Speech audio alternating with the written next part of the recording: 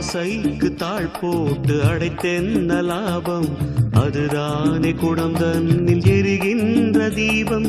மனதோடு திரை போட்டு மறைக்கின்ற மோகம், மழை நீரை பொழியாமல் இருக்கின்ற மேகம்.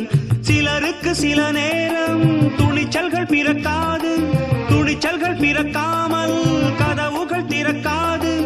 காட்டாத காதல் எல்லாம் மீட்டாத வீணையை போல்.